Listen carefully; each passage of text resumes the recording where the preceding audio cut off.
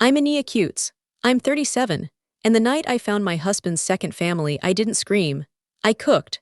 I made his favorite meal, the one his mother taught me, the one that took 6 hours of slow simmering and careful seasoning.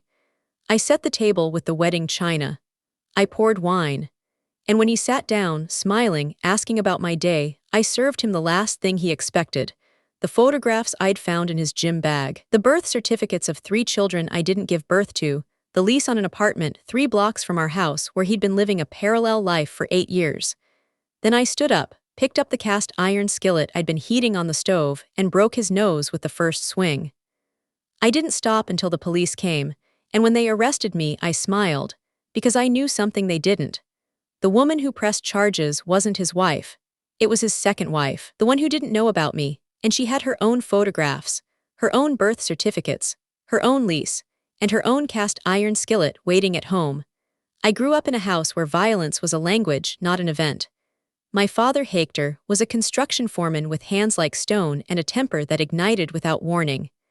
My mother, Rosa, was a woman who had learned to read the weather of his moods, who could predict the storm from the set of his shoulders, who had perfected the art of being absent in presence, of making herself small in spaces that were already too confining. I learned early that survival meant anticipation. I learned to hear the key in the lock and know, from the sound of the insertion, from the rhythm of the turning, whether the night would be silent or thunder. I learned to read the pause between his arrival and his first word, to calculate the danger in the space between intention and action. I left at 18, the day after graduation, with a backpack and a bus ticket and a scholarship to a university 3 states away. I didn't say goodbye. I didn't look back. I built a new self piece by piece, a woman who didn't flinch at sudden sounds, who didn't calculate exits in every room, who didn't expect pain as the default outcome of proximity. I became a chef. Not a famous one, not a wealthy one, but a good one. I worked in kitchens where the heat and the pressure and the chaos were external, manageable, finite.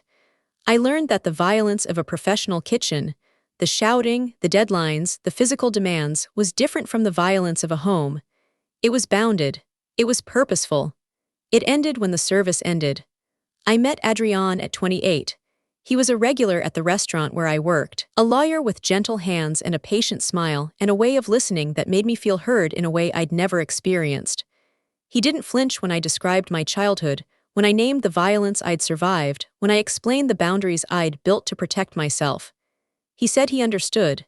He said he was different. He said he would never hurt me. I believed him. I married him. I built a life with him, a house, a career, a carefully constructed piece that felt like the opposite of everything I'd known. For 9 years, it worked, or I thought it worked. Adrian was attentive, supportive, present. He encouraged my culinary ambitions, helped me open my own restaurant, celebrated my successes with a pride that seemed genuine. We didn't have children, my choice, my fear of repeating patterns, my need to be certain before bringing new life into a world I still didn't fully trust. Adrian said he understood. He said he was patient. He said he would wait until I was ready. I found the gym bag by accident. A Tuesday, early afternoon, Adrian at work, me home sick with a flu that had kept me from the restaurant. I was looking for aspirin in the closet where we kept miscellaneous items, and the bag was behind a box of old tax documents, visible only because I moved the box to reach a shelf. I opened it. Not suspicion, curiosity, boredom, the aimlessness of illness. Inside, photographs. A woman younger than me with dark hair and tired eyes and a smile that looked practiced rather than genuine. 3 children, ages 7, 5, and 2. The resemblance was unmistakable. Adrian's eyes, Adrian's chin, Adrian's way of holding his head slightly tilted when photographed. Birth certificates. Adrian listed as father. An address I didn't recognize, 3 blocks from our house. In a building I'd passed 100 times without noticing. A lease. 8 years old, renewed annually. Signed by Adrian and the woman, Maria Elena, as co-tenants. 8 years, the children were 7, 5, and 2. The math was simple. The math was devastating. I sat with the bag for 3 hours. I didn't cry. I didn't scream. I felt something I couldn't name, a sensation that was not quite shock, not quite rage, not quite the familiar anticipation of violence that had defined my childhood. It was something colder, something more deliberate, something that felt, for the first time in my life, like power. I cooked. I made his favorite meal, the one his mother had taught me in the early days of our marriage, the one that required 6 hours of slow simmering and careful seasoning. I bought the ingredients fresh, the best quality, the same way I'd learned to cook in professional kitchens where precision mattered. I set the table with the wedding china we never used, the gift from his parents, the symbol of a union that had never existed as I understood it. I poured wine, 2 glasses. I sat across from him, watching him eat, watching him smile, watching him ask about my day with the same performance of interest he'd maintained for 9 years. "How was the restaurant?" he asked. "Busy," I said. "The new sous chef is working out well." "That's wonderful." He took a bite, chewed, smiled. "This is amazing, Inia Cutes, you outdid yourself." I waited until he finished, until he was relaxed, satisfied, vulnerable in the way that full stomachs and familiar routines create. Then I placed the photographs on the table, the birth certificates, the lease. I watched his face change. The smile freezing, then fracturing, then reconstructing into something defensive, calculating. "Sprit?" "Inia Cutes," he said. "I can explain." "Can you?" I asked. "Can you explain 8 years? Can you explain 3 children? Can you explain the apartment 3 blocks from here, where you've been living a parallel life while I cooked your dinners and managed your expectations and waited for the children you knew I would never have?" "It's not what you think," he said. The words were automatic, reflexive, the defense of a man who had been caught rather than a man who had been wrong. "It's exactly what I think," I said. "It's worse than I think because you knew my history, you knew my father, you knew the violence I survived, and you chose to replicate it, not with fists, with lies, with parallel lives, with the slow erosion of everything I believed was real." I stood up. I walked to the stove.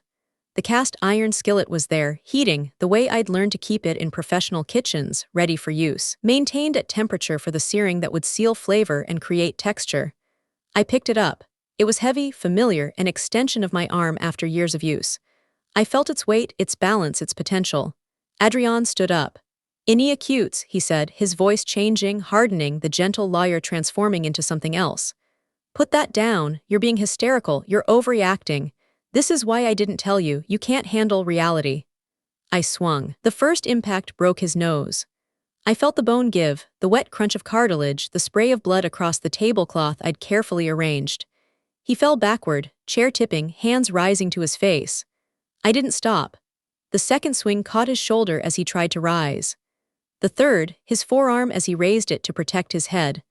I was methodical, precise, the way I'd been trained to be in kitchens where timing and accuracy meant the difference between success and failure. I aimed for the places that would hurt without killing, that would damage without ending, that would leave marks that would last longer than the physical wounds. He screamed. He begged. He tried to crawl away, to reach the door, to escape the violence he had never expected from me, the violence he had carefully avoided in his own person, preferring the slower cruelty of deception. I followed. I struck. I broke ribs, fingers, the knee that tried to push him upright. I heard sirens, distant, approaching, called by neighbors who had heard the screams. I didn't hurry. I didn't flee. I placed the skillet on the counter, wiped my hands on a kitchen towel, and sat at the table to wait. The police were 2 officers, young, uncertain, confronted with a scene that didn't match their expectations. A woman, calm, seated at a dinner table with wedding china and a cooling meal. A man, bleeding, broken, moaning on the floor, his face unrecognizable. "She attacked me," An gasped, pointing at me with a hand that had 2 fingers pointing in wrong directions. "She's crazy. She's insane. Arrest her." They arrested me. Handcuffs, the reading of rights, the humiliation of being led past neighbors who had gathered in the hallway, who had heard the screams and assumed the worst in the way that people always assume the worst about violence involving women. But I smiled. Because I knew something they didn't. Because I had planned beyond the moment of impact, beyond the satisfaction of breaking the man who had broken me slowly, carefully, over 8 years of parallel lives. Maria Elena pressed charges too, not against me, against Adrian. Because I had found her in the hours before cooking, using the information in the gym bag, tracking her to the apartment 3 blocks away, knocking on her door with the photographs in my hand and the truth in my voice. She hadn't known about me. She thought she was the wife. She thought their marriage was legitimate, their children legal, their life real. She had been deceived longer than I had, more completely, more cruelly, because she had believed in a marriage that existed in documents while mine existed only in performance. I showed her the photographs. I showed her our marriage certificate, dated a year before her first child's birth. I showed her the lease, the way he had signed as co-tenant rather than husband, the way he had maintained the fiction of her independence while controlling her dependence. And I showed her the cast iron skillet in my kitchen, heating on the stove, waiting for the meal I would cook for the man who had destroyed us both. She understood. She had her own skillet, her own rage, her own history of violence survived and suppressed and waiting for permission. When the police came for me, she was already at the station, filing her own report. Bigamy. Fraud. Child support evasion. The documents that proved Adrian had married her under false pretenses, had maintained 2 legal families, had committed crimes that carried weight beyond the domestic violence that had brought the police to my door. She had her own photographs, her own birth certificates, her own lease, and her own cast iron skillet waiting at home that she had held in her hands while I told her my story, feeling its weight, its balance, its potential. The trial was complex. I was charged with assault, with domestic violence, with the crimes that women are charged with when they finally respond to the violence that has been done to them. Adrian testified, his face reconstructed but still marked, his voice carrying the victimhood he had practiced for years in private while performing strength in public. But Maria Elena testified too, and the documents spoke. And the truth, carefully assembled, precisely presented, methodically defended, became something the court could not ignore. I was convicted of assault. Reduced sentence, mitigating circumstances, the recognition that Adrian's deception constituted a form of emotional violence that had contributed to my actions. 6 months, suspended with mandatory counseling and community service. Adrian was convicted of bigamy, fraud, and financial crimes. 3 years, the loss of his law license, the destruction of his professional identity, his social standing, his carefully constructed performance of respectability. Maria Elena and I did not become friends. We were not sisters, not allies, not anything that the narrative of female solidarity might suggest. We were 2 women who had been deceived by the same man, who had suffered different but related forms of violence, who had responded in ways that reflected our histories and our capacities. She moved away, took her children, started again in a city where no one knew her story. I stayed, served my sentence, completed my community service, rebuilt my restaurant and my reputation with the same precision I had applied to breaking Adrian's bones. I changed the name of the restaurant. Segundo Hogar, second home, not for Adrian's second family, but for the second home I had built for myself, the second life I had constructed from the ruins of the first, the second chance that violence, his and mine, had made possible. I hired women with histories like mine, like Maria Elena's, like the countless women who had survived violence and needed work that respected their strength rather than exploiting their vulnerability. I trained them in the kitchen, in management, in the business of feeding others while nourishing themselves. I taught them to cook with precision and passion. I taught them to use knives with confidence, to handle heat with respect, to transform raw materials into something nourishing and beautiful. And I taught them, when they were ready, to recognize the weight and balance of a cast iron skillet, to feel its potential, to understand that violence survived could become violence transformed, could become power, could become choice. I did not teach them to strike. I taught them to know they could. That the capacity for violence, carefully controlled, precisely directed, methodically applied, was not the same as the violence they had survived. That breaking a bone could be different from breaking a spirit. That the skillet could be used for searing a steak or for breaking a nose, and that knowing both possibilities was the difference between victim and survivor. Adrian was released after 2 years, good behavior, the system working as it always works for men like him. He tried to contact me once, a letter delivered through a mutual acquaintance who didn't know better. He wrote of forgiveness, of understanding, of the possibility of rebuilding something from the ruins of our marriage. I didn't respond. I didn't need to. The skillet was still in my kitchen, maintained at temperature, ready for use. He knew that. The letter was a performance, a test, a way of measuring whether I had softened, whether the violence I had committed had been a momentary lapse or a permanent transformation. It was permanent. Not the violence itself, but the knowledge of it, the understanding that I could, that I had, that I would again if necessary.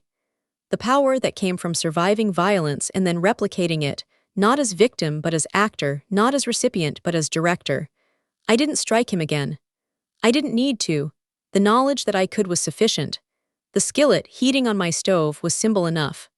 The restaurant, successful, independent, staffed by women who had learned their own strength, was victory enough. Maria Elena sent me a photograph once. Her children, older now, smiling in a park I didn't recognize. On the back, a note: "The skillet is for cooking. I use it every day. Thank you for showing me the difference." I understood. She had learned what I had learned. That the capacity for violence was not the same as the necessity of violence. That knowing you could break a bone was protection against having your own broken. That the skillet, in the end, was a tool, and the user determined its purpose. I continue to cook. I continue to hire women who need second chances. I continue to maintain the skillet, heating on my stove, ready for whatever purpose the moment requires. If someone told you that your violence was hysteria, that your response to betrayal was insanity, that your breaking of the man who broke you was proof of your unworthiness, hear me. Your violence was not the problem. The violence done to you was the problem. Your response was survival, transformed into action, directed into choice. You are not crazy. You are not unworthy. You are a woman who learned that anticipation could become preparation, that preparation could become action, and that action could become power. That's my story. If it spoke to you, comment below. If you've ever picked up your own skillet, literally or metaphorically, tell me. I'll read every word. Subscribe, and I'll see you in the next one.